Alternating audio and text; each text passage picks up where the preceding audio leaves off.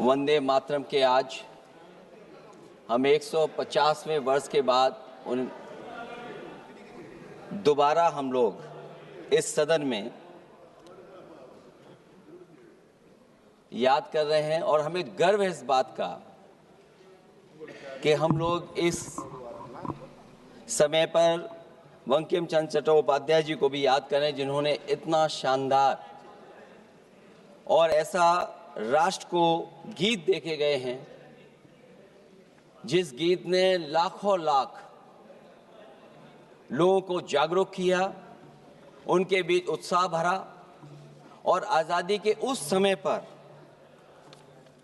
जिस समय अंग्रेज़ों के खिलाफ लड़ाई लड़ी जा रही थी, वंदे मातरम हमें ऊर्जा देता था, हमें ताकत देता था, हमें एकजुट कर करके अंग्रेज़ों के खिलाफ लड़ने का एक माध्यम बनाता था। वो वंदे मातरम के गाने पर आज जब 150 वर्ष हो रहे हैं, मुझे बोलने का मौका मिला है, उसके लिए मैं आपका बहुत बहुत आभार और धन्यवाद देता हूं। ये वंदे मातरम जिस तरह के हमारे पूर्व में कांग्रेस पार्टी के नेता गौरव गोगोई ने जो बात रखी, उस भावना से जुड़ता हुआ और वंदे मातरम की भावना से जुड़ता हुआ जिस समय कलकत्ता के कांग्रेस के अधिवेशन में रविन्द्रनाथ टैगोर जी ने गीत गाया, उसके बाद लोकप्रियता इसकी आम लोगों के बीच पहुंच गई। और जब कभी भी लोगों को अंग्रेजों के खिलाफ लड़ना होता था तो यही वंदे मातरम का नारा दे करके लोगों को जोड़ने का काम करते थे। हमारा कोई भी आंदोलन रहा हो, स्वदेशी आंदोलन रहा हो, उसमें भी हम लोग इसी नारे के साथ चले। वंदे मातरम को लेकर के हम लोग इतना देश को एकजुट कर दिए कि अंग्रेज घबराने लगे। और जब अंग्रेज घबराने लगे तो जहां कहीं भी वो देखते थे कि ये नारा लग रहा है, वहां पर देशद्रोही का कानून लगाकर लोगों को जेल भेज देते। ये भी इतिहास है कि जिस समय बंगाल में बच्चों ने गाना गाया, इस गीत को अपने क्लासरूम में गाया, उस समय भी अंग्रेजों ने उनके खिलाफ मुकदमा लगा के उन्हें जेल भेजने का काम किया। ये वंदे मातरम अंग्रेजों ने बैन भी कर दिया। 1905 से लेकर के 1908 तक बैन कर दिया गया और बैन के बाद भी लोग माने नहीं, हमारे क्रांतिकारी लोग माने नहीं और वंदे मातरम को हमेशा उन्होंने अपने दिल और दिमाग में रखा और जनता के बीच में इस आंदोलन को आगे बढ़ाते रहे। सभापति महोदय, जो हमारे सत्ता पक्ष के लोग हैं वो हर चीज को ओन करना चाहते हैं। ये 150वें वर्ष में जब हम वंदे मातरम याद कर रहे हैं, बंकिम चंद्र चट्टोपाध्याय जी को हम याद कर रहे हैं कि उन्होंने इतना महान गीत हमें दिया है।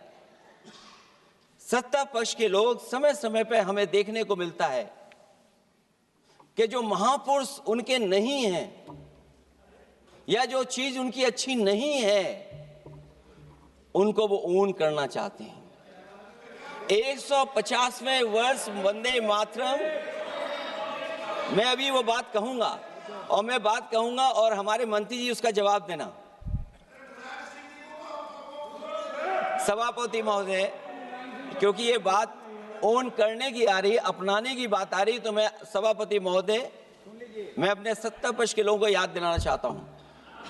सत्ता पक्ष के लोगों की जो पार्टी आज है, भारतीय जनता पार्टी, जिस समय गठन हो रहा था, हमारे मुंबई और महाराष्ट्र के लोग जानते होंगे कि जिस समय गठन की चर्चा थी, उस समय आपके जो अध्यक्ष चुने गए थे, उनको जो भाषण देना है उस पर भी बहस चल रही थी। और बहस इस बात की थी कि भारतीय जनता पार्टी सेकुलर रास्ते पे जाएगी, सोशलिस्ट रास्ते पे जाएगी कि नहीं जाएगी। तमाम विरोध के बाद भी उस समय के उनके राष्ट्रीय अध्यक्ष जो चुने गए थे, उन्होंने वही रास्ता अपनाया अपने भाषण में। समाजवादी आंदोलन, समाजवादी विचारधारा और सेकुलर रास्ता अपनाया। और वही नहीं, जो उनका मंच था उसमें जयप्रकाश जी की तस्वीर लगा करके भी उन्होंने लोगों को ये भ्रम फैलाने की कोशिश की कि जेपी के रास्ते पर भारतीय जनता पार्टी चलेगी।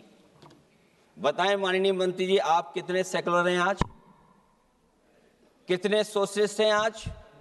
अभी गौरव गोगोई जी ने ठीक कहा, इंडिगो का हवाई जहाज उड़ नहीं रहे हैं, उड़ नहीं रहे कि उड़ाए नहीं जा रहे हैं? उड़ाए नहीं जा रहे।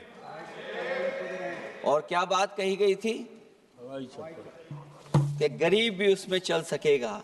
इसलिए सभापति महोदय, मैं बात दूसरी तरफ नहीं ले जाना चाहता हूं। वंदे मातरम सिर्फ गाने के लिए नहीं है, निभाने के लिए भी होना चाहिए। सभापति महोदय, आज हम आकलन करें, पीछे मुड़ करके देखें कि हम इस वंदे मातरम को कितना निभा रहे हैं। जिस वंदे मातरम ने आजादी के आंदोलन में सबको जोड़ा, आज के दरारवादी लोग उसी से देश को तोड़ना चाहते हैं। ऐसे लोगों ने, सभापति महोदय, ऐसे लोगों ने पहले भी देश के साथ दगा किया और आज भी कर रहे हैं। ये चर्चा तो जोड़ने का काम करेगी ना अखिलेश जी, क्योंकि आज वंदे मातरम की चर्चा, वही मैं कह रहा हूँ, वंदे मातरम में जोड़ने का ही काम करेगी। वंदे मातरम कोई दिखावा नहीं है, ना ही राजनीति का विषय है। क्योंकि सभापति महोदय, हम जब ये चीज इनके विचारों से, इनके भाषणों से जब बाहर सुनते हैं तो ऐसा लगता है कि वंदे मातरम इन्हीं का बनवाया हुआ गाना है। जिन्होंने, सभापति महोदय, जिन्होंने आजादी के आंदोलन में भाग ही नहीं लिया है, वो वंदे मातरम का महत्व क्या जानेंगे? सच तो ये है कि सरफरोश लोग वंदे मातरम दिल से बोलते थे। उन आजादी के दीवानों के खिलाफ कुछ लोग अंग्रेजों के लिए जासूसी और मुखबिरी का भी काम करते थे। दरअसल ये राष्ट्रवादी नहीं बल्कि राष्ट्र विवादी लोग हैं। जहां विवाद करना हो, कभी अंग्रेज विवाद कर करके, डिवाइड कर करके, डिवीजन कर करके राज किया करते थे। सभापति महोदय, आज भी वही रास्ता कुछ लोग अपना रहे हैं। वो डिवीजन का रास्ता अपना रहे हैं, डिवाइड का रास्ता अपना रहे हैं, दरारवादी रास्ता अपना रहे हैं। इनका इतिहास खंगाला जाए कि इन्होंने आजादी के पहले और आजादी के बाद वंदे मातरम क्यों नहीं गाया। ये सभापति महोदय, आज जब हम वंदे मातरम पे इतनी चर्चा कर रहे हैं, जिस भाव से हम लोग यहाँ बैठे हैं, कम से कम ये भी खंगाला जाए इतिहास में कि वंदे मातरम कुछ लोगों ने कब गाया। उन मुखबरों से ये सवाल पूछा जाए कि स्वतंत्रता के बाद भी उन्होंने अपना गीत क्यों बनाया। उनकी एक रंगी सोच ने तिरंगा क्यों नहीं फहराया। वंदे मातरम सियासत के झूठे राष्ट्रवादियों के लिए नहीं है, गलत लोगों की गलत मंशा पूरा देश समझता है और केवल यही नहीं ओन करते हैं। कभी कभी भारत माता का जो चित्र है, जो पेंटिंग कभी बंगाल के महान लोगों ने बनाई थी,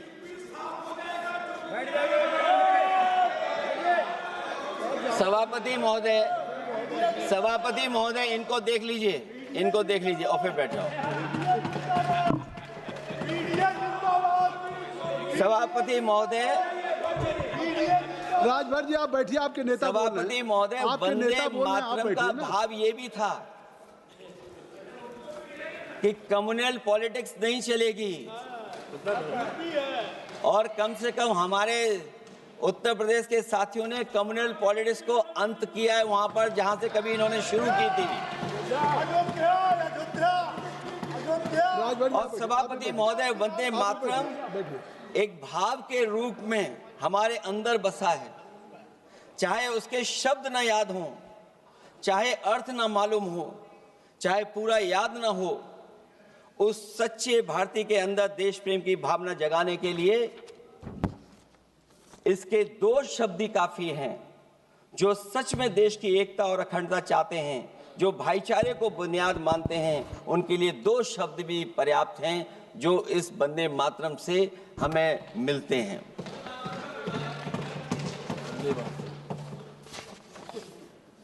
दूसरा किस्सा सुना दो अध्यक्ष महोदय। सभापति महोदय, इनका इतिहास खंगाल लीजिए, पूरा निकाल लीजिए। चुनावी सभाओं में कभी बाबा साहब भीमराव अंबेडकर जी की तस्वीर ये लोग नहीं लगाते थे। ये बात अगर सही हो तो बता दो। और ये तस्वीर कब लगाना शुरू किए?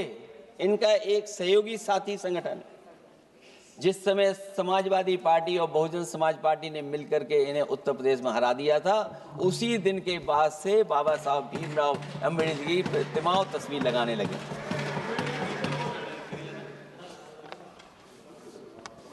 इसलिए सभापति महोदय, ये वंदे मातरम केवल गीत नहीं है, गीत के साथ साथ आज हमें ऊर्जा भी देता है। उस समय क्रांतिकारियों को ऊर्जा मिलती थी, एकजुटता का नारा था, हम साथ लेकर के चल रहे थे सबको, और देश के सभी लोगों ने जाति धर्म को भुला करके एक साथ मिलकर के वंदे मातरम के सहारे अंग्रेजों को भगाने का लगातार कोशिश की।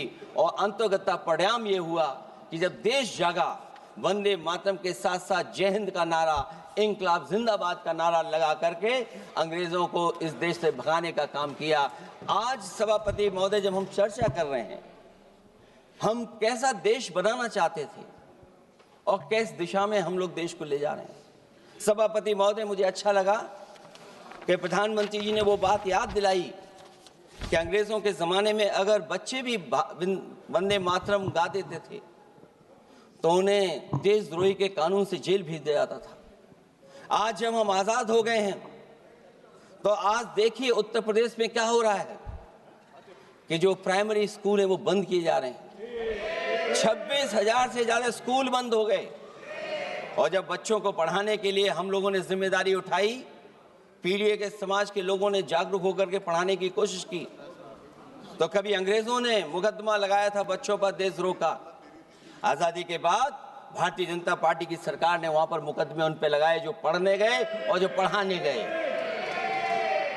तो इसलिए वंदे मातरम का भाव जो था, उसी भाव से जुड़ करके हम सब मिल करके इस देश को और मजबूत करें। यही हमारी भावना है, यही हमारी सदस्यों की भावना है। जब हम 150वें वर्ष में याद कर रहे हैं तो वहीं हम ये याद करें कि जिस भावना से वंदे मातरम को हम लोगों ने देश के सामने गा गा करके अंग्रेजों को भगा दिया, ये देश कैसे मजबूत हो, एकजुट कैसे हो, बिना भेदभाव के, और संविधान से कैसे चलें, क्योंकि ये संविधान से ही मिला हुआ हमें गीत है। इसलिए इस गीत के माध्यम से हम किसी पर टिप्पणी और किसी पर थोपने की कोशिश न करें और न किसी पे दबाव बनाने की कोशिश करें। For more of such videos, do like, share and subscribe to ET Now Swadesh.